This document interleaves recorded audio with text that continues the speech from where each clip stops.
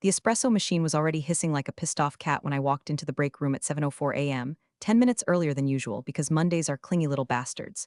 They show up uninvited and expect miracles. My phone buzzed with 3 Slack pings before I even found a clean mug. Vendor portals down, one read. Client flagged the Q3 reconciliation, said another.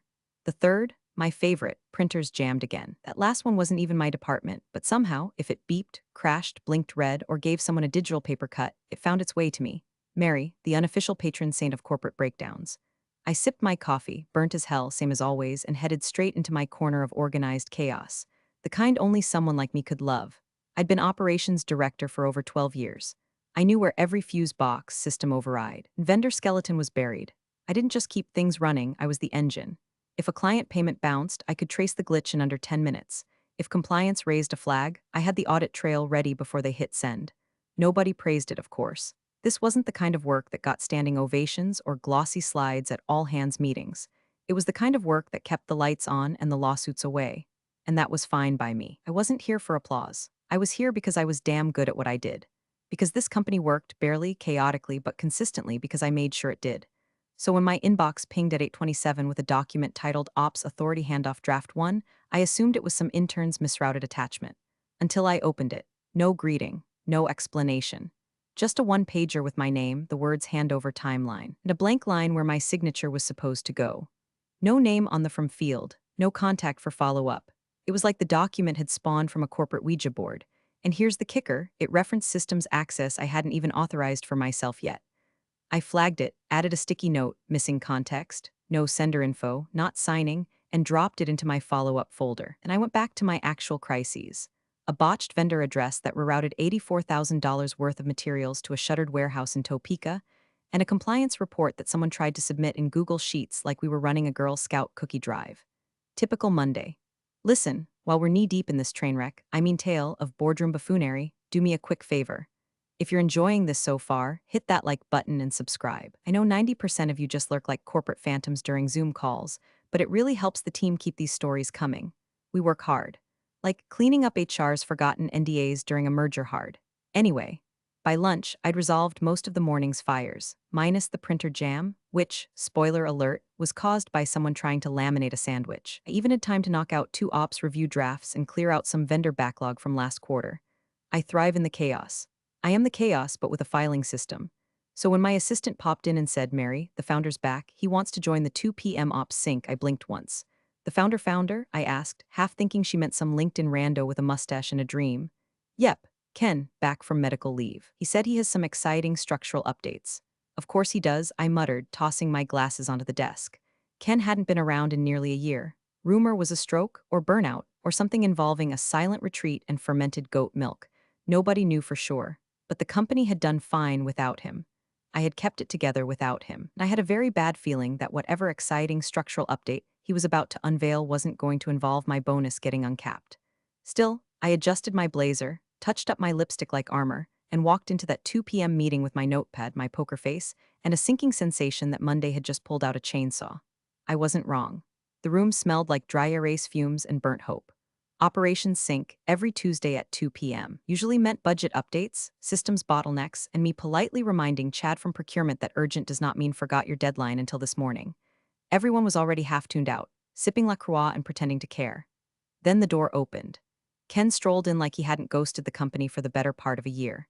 He looked thinner, grayer, like a man who'd seen some things, probably a vision board and a goat yoga instructor named Celeste. But his grin was too wide. It wasn't relief, it was anticipation. Behind him trailed a guy who looked like he'd just lost a TikTok boxing match. Mismatched socks, overpriced sneakers, hair that probably cost more than my car's battery. He was scrolling on his phone while walking, strike one. Ken clapped his hands once. Team, I want to introduce someone very special. This is my son, Spencer. He's going to be shadowing Mary for a few weeks. Eventually, he'll take over her duties. My ears rang. Just a low, slow buzz like a fuse blowing in a silent room. Nobody moved. Janice blinked too hard. Doug choked on his mint. Spencer didn't look up from his phone. I didn't say a word. No gasp, no sarcasm, no slow clap or dramatic meltdown. I reached into my bag, pulled out my badge, my keys, and my external access fob, each one like a scalpel from a surgeon's tray, and slid them across the table. Clink, clack, done. Then I stood up, smoothed my blazer, and walked out. Behind me, someone whispered, "Wait, was that it?" That was it. You want my kingdom? Here. Just don't come crying when it collapses under the weight of your son's LinkedIn hustle and gluten-free entitlement. I walked straight to my office, locked the door, and took a deep breath. Not because I was overwhelmed, because I wasn't. I was prepared, not for this exactly, but for something. We don't work ops for 12 years without keeping receipts. Not just metaphorical ones. Literal ones, email chains, access logs, clause triggers, system design notes. You build your fortress silently, brick by invisible brick, and wait. 5 minutes later, a Teams ping lit up on my screen. HR. Subject, offboarding process, next step, smiling face with smiling eyes, body. Hi, Mary. So sorry to see you go. Attached is the offboarding checklist. Please return all devices and files by EOD Friday. Let us know if you have questions. Thanks again for your contributions and best of luck. I stared at it for a beat. The audacity of a smiley face in a digital death note. I clicked reply, typed slowly, deliberately. Thank you. Kindly forward this thread to legal. My formal counsel will respond shortly. Hit send. Then I opened a fresh folder on my desktop, labeled it Succession. Because let me tell you something about companies like ours. They survive not on vision, but on continuity. And continuity lives in access, in permissions, in knowledge no Google Doc can replicate. The kind of knowledge you don't hand over in a coffee chat with a man-child whose greatest professional achievement was moderator of r/stonks. By 4 p.m., Spencer had already locked himself out of the internal finance dashboard. By 4:15, he'd requested a password reset on a system that didn't use passwords. At 4:23, he emailed IT asking where the backend folders live. I sat quietly in my chair, sipping cold coffee, watching the empire tilt. The founder, he didn't follow up. No call, no email, not even a thumbs-up emoji. And that told me everything I needed to know. They thought I would rage, plead, bargain. They didn't understand the math. I'd already taken everything of value with me. It was never the keys. It was the knowledge that no one else even knew they needed. Spencer showed up Wednesday morning in a hoodie that said built different across the chest, which, yeah, I agreed with, just not the way he meant. He bounced into the operations bullpen like he was about to drop an NFT white paper, smacking a Red Bull on the conference table, and calling an all-hands powwow that no one had time for. You could smell the Silicon Valley cosplay off him, like Axe body spray and misplaced confidence. First order of business, payroll, which he announced cheerily he'd be streamlining. Now, to be clear, payroll is not something you streamline unless you enjoy getting your legal department subpoenaed. It's a delicate balance of scheduled disbursements, IRS filings, auto withholdings, state-specific compliance triggers, and quarterly audits. Runs through a system I helped design during the 2016 merger, a system that requires dual auth verification and sequential vendor lock releases. Not sexy, but it works. Spencer, bless his startup scrambled heart, skipped all that. At 9:43 a.m., he sent out a company-wide email saying payroll would be issued via a new platform by Friday for increased agility. By 11:12, Treasury flagged his import attempt as a security risk. The vendor froze our remittance profile. Employees stopped getting notifications. One manager replied, "Is this a phishing scam or are we just dying slowly?" By noon, Spencer sent me an email. Subject, quick favor, grinning face with sweat body. Hey Mary, what's your login for the payroll ops dashboard? Can't seem to access it and IT is being weird. Just need it real quick. Thanks. I stared at it for a solid 5 minutes, sipping lukewarm coffee and feeling the distinct satisfaction of watching a man try to fix a watch with a hammer. I didn't reply. Instead, I opened my Succession folder, started adding subfolders. One for vendor gatekeeping protocols, another for Clause 7.3 references, and one just labeled receipts because every woman in corporate knows what it means to keep the paper trail holy. At 2:14 p.m., Spencer tried again. This time CCing HR, IT, and the founder. Mary, please respond. We're trying to implement new processes and your silence is actively harming the transition. I took a screenshot, saved it under gaslighting attempts. No reply. By Thursday, things escalated. The export controls system flagged an outbound invoice as non-compliant. Turns out, Spencer had bypassed the system we used to filter for country-specific sanctions. The file he approved nearly triggered a federal alert. Treasury went full DEFCON. Compliance pinged legal. One brave soul from accounting tried to reverse the submission but found themselves locked out because, in his infinite wisdom, Spencer had reassigned internal permissions using his personal Gmail as admin. At this point, people weren't even hiding their panic. Slack channels were full of cryptic "Has anyone heard from Mary?" messages. Vendors started replying with, "Please confirm if this is a legitimate request." Your previous handler, Mary, had different credentials. One even attached an old email from me, highlighting the stark difference in tone and grammar. The thing about legacy systems is that they're like old dogs. Loyal, but they only respond to the voice they trust. Spencer barked and they just lay down and stared at him like he was a Roomba trying to speak Latin. Thursday night, I poured myself a whiskey and reviewed my receipts. Emails, sign-off chains, back-end logs. Spencer had tried to reroute processes without initiating any formal change of guard protocol. No board ratification. No dual auth confirmations, no documentation. The system was built to default to no one confused. And Spencer? Spencer was confusion incarnate. I wasn't sabotaging anything. Let's be very clear. I hadn't lifted a finger to break a damn thing. I'd simply stopped holding it all together, and that was enough. I sent one email that night, just one to myself, with attachments. Subject, timeline initial disruption, no revenge. No emotion, just timestamp truth, because I didn't need to raise my voice to burn the house down. All I had to do was let the boy try to run it. By Monday, the word hiccup had been used in 6 emails, 3 meetings, and one internal memo from Spencer titled Transition Clarity and Optimism. I'd seen toddlers throw less delusional tantrums in a Chuck E. Cheese ball pit, but sure, let's call it a hiccup. The coup, Alan wasn't convinced. He'd been quiet through most of this, watching from the sidelines like someone observing a controlled burn and hoping it didn't reach the shed full of fireworks. But now, his inbox was flooding. Vendors frozen mid-shipment. Treasury flagged 3 internal transfers. One invoice for $126,000 had been duplicated and paid twice, because Spencer mistook reconciliation pending for let's just YOLO this thing. Meanwhile, I was sitting at a corner table in a downtown cafe, decaf Americano in hand, laptop open, earbuds in, expression neutral. The kind of neutral that makes people nervous. The kind that says, I know more than I'm saying and I'm waiting to see who breaks first, because silence is a weapon, and mine was fully loaded. Back at HQ, word was spreading, not loudly, not in gossip circles. No, this was the kind of anxiety that crept in through calendar cancellations and ambiguous can we chat? Messages. A few department heads started BCCing each other on emails. Someone even reopened the ancient disaster recovery protocol doc, which hadn't been touched since the 2020 Zoom server meltdown, and flagged sections that referenced unauthorized systems access. Spencer, still smiling, still tweeting inspirational nonsense like leadership is learned, not earned flexed biceps hash grind set. He called an impromptu alignment huddle with the ops team that afternoon and opened with, guys, I know change is hard. But let's not overthink it, just make it work. Just make it work. I could practically hear the collective eye twitch from across the city. Alan finally stepped in. He requested a private meeting with the founder and Spencer. The logs would later show it lasted exactly 47 minutes. The founder defended his son. He's learning, it's messy, but he's capable. Spencer blamed legacy tools for the errors and asked if they could rip out the compliance triggers and replace them with a simpler API. Alan said one thing before leaving the room. Mary built those triggers. If they're failing, it's because someone's bypassing them. At 6:34 p.m., opened the memo I'd been quietly compiling for 2 weeks. It was already 28 pages long. Clean, coded, every page backed by data, timelines, and audit trails. I added one more line just beneath the section labeled Succession Authorization Chain. Clause 7.3. Transfer of operational custody requires formal board ratification and countersignature by incumbent director. Neither occurred. No need for threats. No need to send it yet. Just documenting. Because if you've ever watched a freight train come off its rails in slow motion, you know the most haunting part isn't the crash. It's the silence just before, when everyone realizes the brakes aren't working, and the conductor is still bragging about his Spotify playlist. Meanwhile, internal emails kept getting weirder. One from the logistics team, vendor 845 is withholding shipment due to failure to comply with the EU subvendor clause. Who signed off on this? Another from compliance, escalation pending from Treasury, possible federal exposure. And my personal favorite from IT, Spencer has requested superadmin credentials again. We've declined per protocol.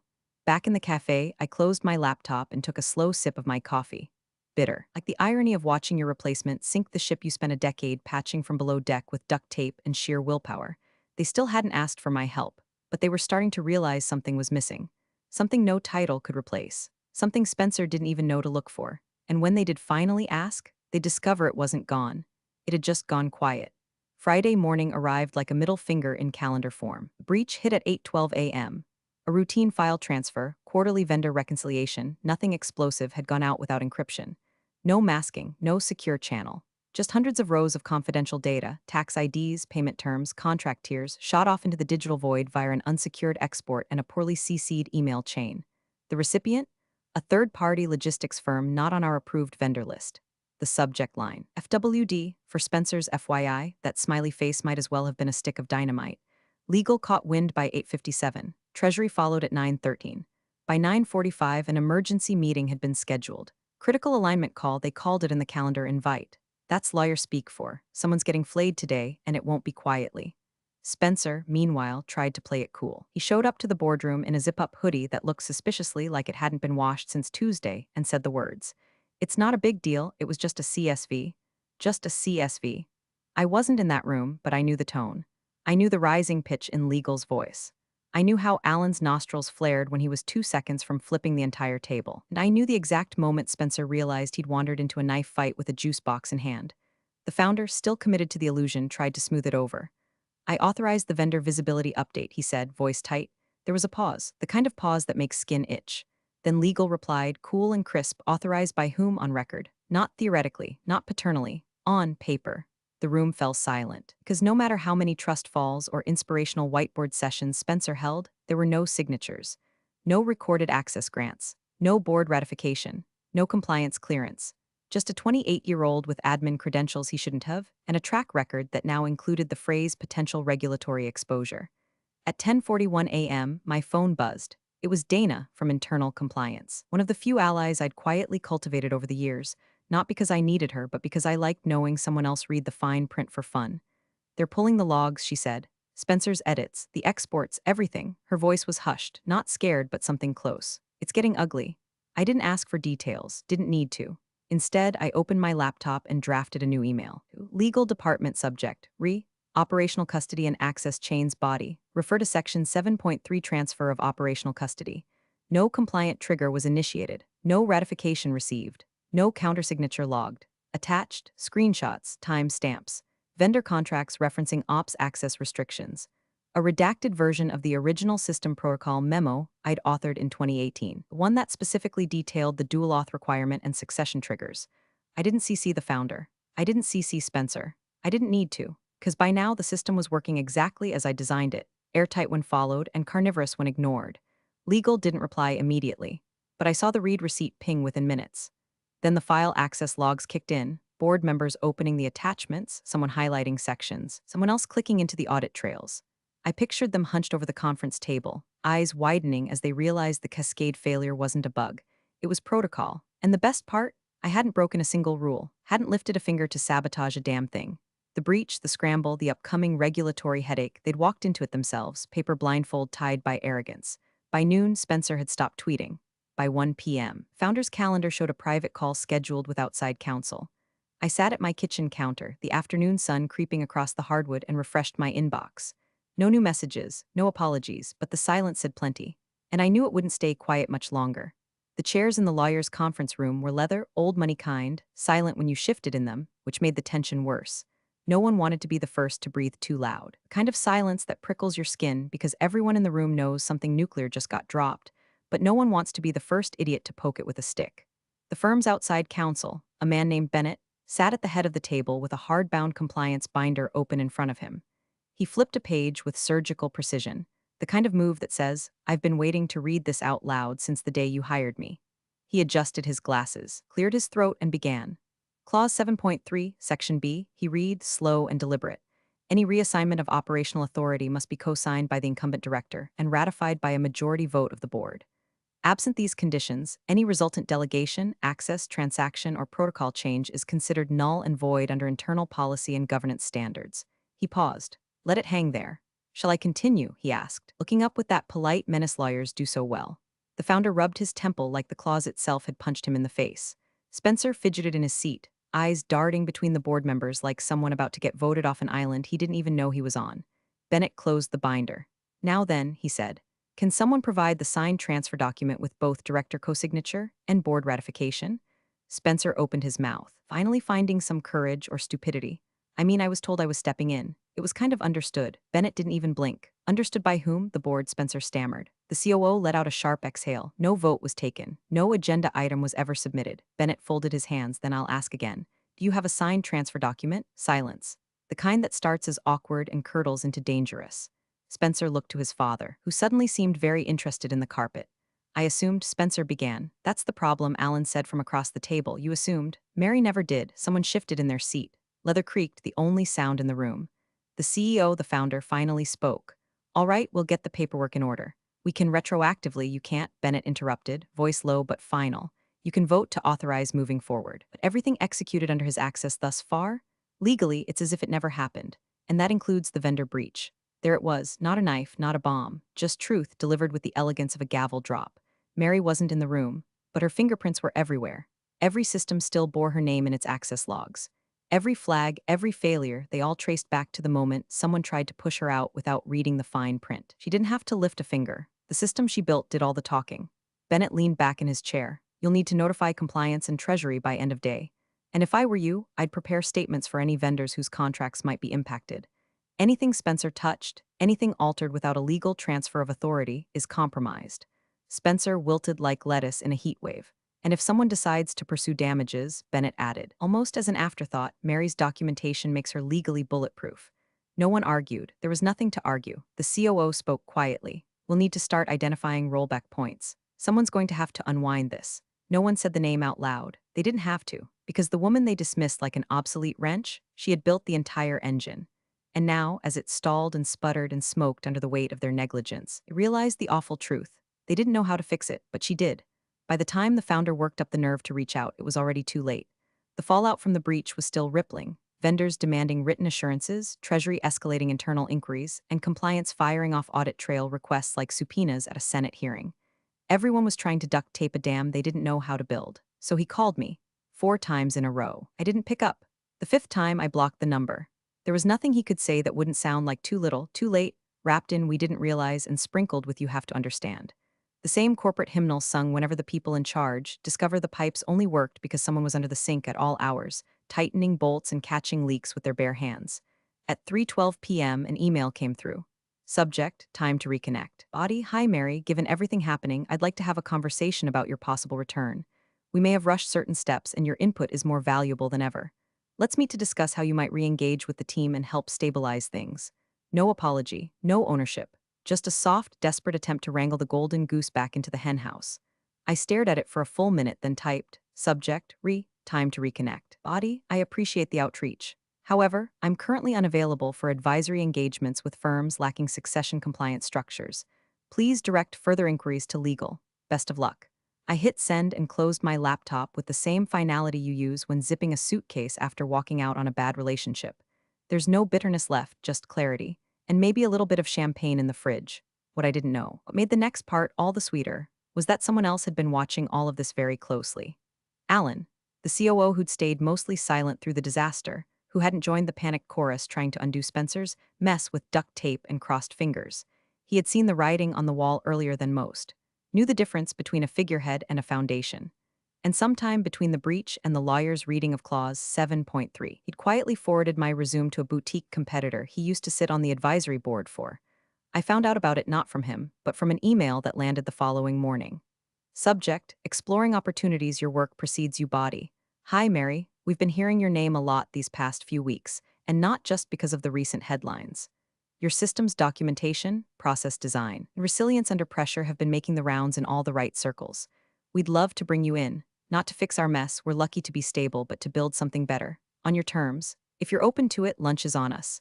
I reread it 3 times. No groveling, no backhanded flattery. Just recognition and respect. Not because I'd burned anything down, but because I didn't. I let them fail on their own. Now the people who mattered could finally see the difference between someone who talked about leadership and someone who just quietly did the damn job. I accepted the invitation for lunch. Told them I'd be available Monday. No rush. I had a weekend off for the first time in years and nothing urgent on my plate, because the house that burned wasn't mine anymore. I'd already moved out and taken the blueprints with me. Monday morning, no alarms, no crisis pings, no 6 a.m. voicemails about printer outages or compliance ghosts haunting the vendor matrix. Just me, dressed in the kind of quiet power outfit that doesn't try too hard but still says, I'm not here to audition. I stepped into the office of Clarity Delta, a boutique ops and systems consultancy that didn't look like a standard-issue cubicle graveyard. No depressing gray walls, no passive-aggressive signs about fridge etiquette. This place had actual sunlight, plants that weren't dying. A couch that said let's solve something, not take a number and cry into your badge. A sharply dressed woman greeted me in the lobby. Mary, she asked like we already knew each other. I'm Eden, CEO's waiting for you upstairs. I nodded and followed her up, noting the open concept space that didn't feel like a startup daycare. No ping-pong tables, no inspirational buzzword murals. Just desks that looked used, focused, alive. And there it was, not a cubicle, a desk, wooden reel with a sleek monitor set up and a printed card that read, Mary Vance Strategic Systems Architect, not consultant, not contractor, not interim architect. The CEO met me with a handshake and a cup of coffee, black, no pretension. His name was Jules, older than I expected, calm energy. a man who didn't need to speak in metaphors to be taken seriously. "We've read your work," he said simply, sliding into the chair across from me. "Vendor chain logic, audit resilient process layers. Your name came up after the Spencer situation exploded. People noticed you didn't go down with the ship. You just let them drown in the mess they made." He smiled, not smugly, but with a kind of quiet recognition. "We don't need keys, we just want your brain." I didn't need a moment to think about it, because in that moment, I realized I wasn't just being offered a new desk or a title. I was being seen. Not for how many emergencies I could juggle or how many holes I could plug with grit and caffeine, but for how I'd built an entire operational fortress that ran so well, no one noticed it until it was gone. I nodded once. "I'm in." Meanwhile, back at the other place, the site of the corporate arson they tried to call agile transition, the mood was less sunlight and more bunker. The board was meeting behind closed doors. Spencer wasn't invited to this one. Alan had convened them quietly, pulling up breach logs, compliance flags, and a list of vendor escalations.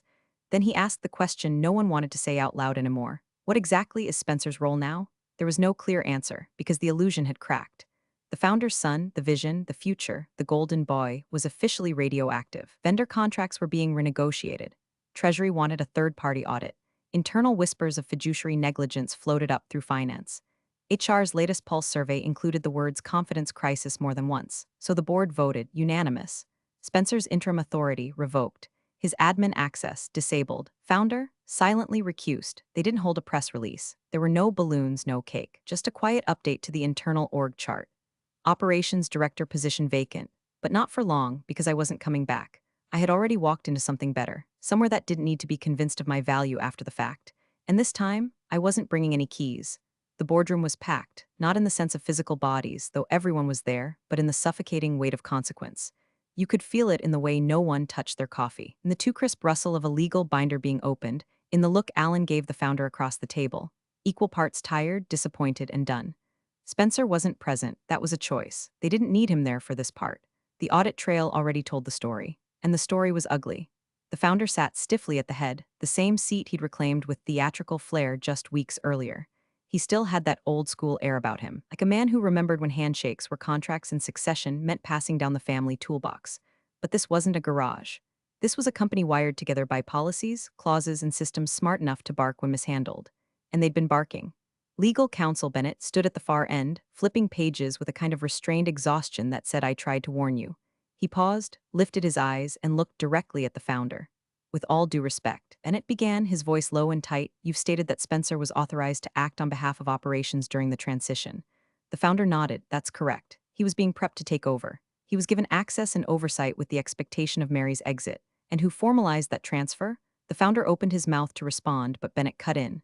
"No, let me rephrase." He closed the binder slowly, deliberately. "Who authorized the transfer? Legally. Per Clause 7.3, with co-signature and board ratification." Silence, a long, agonizing silence. The founder looked around the table, expecting support, maybe a lifeline, but there were no allies left, just board members looking back with expressions that ranged from grim to furious. Alan finally spoke, voice like a gavel. "No one, not legally." A few heads dropped. Someone swore under their breath. Dana from compliance let out a shaky exhale. Bennett nodded once and turned toward the whiteboard. He picked up a marker and wrote 3 words in thick black ink: void, exposure, liability. He underlined the last one. Then came the sigh, heavy, reluctant. It came from Malcolm, a board member who rarely spoke but whose vote always meant the tide was turning. "Undo it," Malcolm said. "Rebuild the controls. And for God's sake, find someone who understands the system this time." No one argued, because the truth wasn't debatable. You can't run a machine by shoving a silver spoon into the control panel and hoping for the best. Meanwhile, across town, I sat in the sunlit office of Clarity Delta, my new desk already broken in with notepads, a backup charger, and a small succulent named Audit. My inbox was open, and the thank you notes were pouring in. "Mary, I didn't realize how much we relied on you until this month. I'm sorry for how it ended.